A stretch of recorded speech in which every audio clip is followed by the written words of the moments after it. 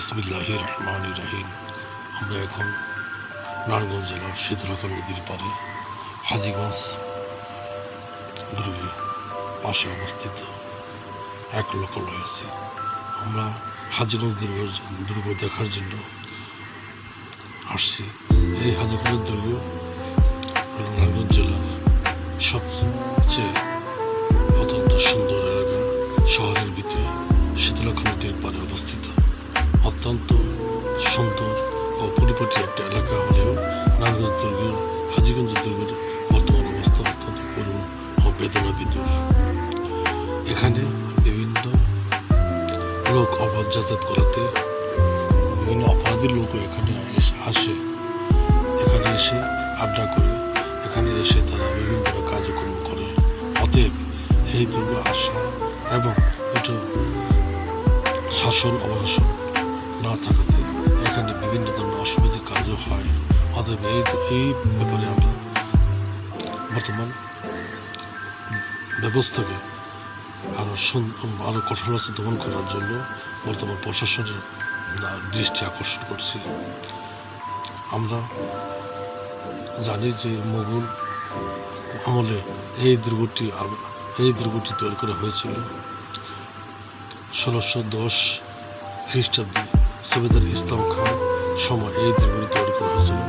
পরবর্তীকালে মীর জুমলা সেনাপতি অবস্থায় এই দুর্গটি নির্মাণ করেন। ঢাকা এবং ঢাকা অঞ্চলের প্রকৃত ঢাকা অঞ্চলকে নিরাপত্তা দেওয়ার জন্য এবং জনদস্যুদের আক্রমণ থেকে রক্ষার জন্য মগ ও পর্তুগিজ দস্যুদের আক্রমণ ঠেকানোর জন্য এরকম অনেকগুলি দুর্গ নির্মাণ করে। তার মধ্যে অন্যতম হল এই হাজীগঞ্জ দুর্গ। এছাড়া অনেক দুর্গ নির্মাণ করা হয়েছিল শুধুমাত্র ঢাকা অঞ্চলের নিরাপত্তার জন্য। মগ এবং পর্তুগিজরা যথেষ্ট পরিমাণ জ্বালাতন করেছিল। এই জ্বালাতন থেকে রক্ষার জন্য মোগল শাসকগণ চিন্তিত ছিল। তারা এইরকম দুর্গ নির্মাণের ব্যাপারে জলদস্যু ব্যবহার করত। এই দুর্গের সবচেয়ে সুন্দর একটি দিক হল সবগুলো দুর্গই নদীর সন্নিকটে অবস্থিত।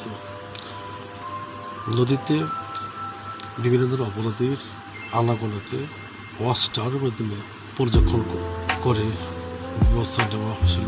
এই দুর্গের মূল উদ্দেশ্য এই দুর্গের 4 কোণ বিশিষ্ট হলেও পঞ্চমাস আকৃতির এবং এখানে 4 কোণে 4টি ব্রুজ নির্মাণ করা হয়, গোলাকার ব্রুজ নির্মাণ করা হয়, যেখানে সৈন্যবাহিনী বসত এবং বিশ্রাম নিত। তাছাড়া ওয়াচটারে সৈন্যবাহিনীর কিছু সদস্য এখানে পাহারাদার থাকত। তারা ওয়াচ করত, বিভিন্ন ধরনের অপরাধীকে শনাক্ত করত। এই দুর্গের চারিদিকে এদিকে ওয়ালগুলি হল 20 ফিট মতো চওড়া এবং দুর্ভেদ্য। এই ওয়ালের চারিদিকে অনেকগুলো ছিদ্র আছে, যারা দিয়ে বিভিন্ন রাইফেল চালনা করা হতো, রাইফেলের গুলি চালনা করা হতো এবং কামান ব্যবহার করা হতো। এই দুর্গের সবচেয়ে বড় বৈশিষ্ট্য হল এই দুর্গ অত্যন্ত মজবুত ও কঠোর। এই দুর্গ দিয়ে মোগল সেনাবাহিনী দেশকে রক্ষা এবং নিরাপত্তা দিতে যথেষ্ট পরিমাণ কার্যকর ভূমিকা রেখেছে, যা আমরা পরবর্তীকালে দেখেছি। যদিও পরবর্তীকালে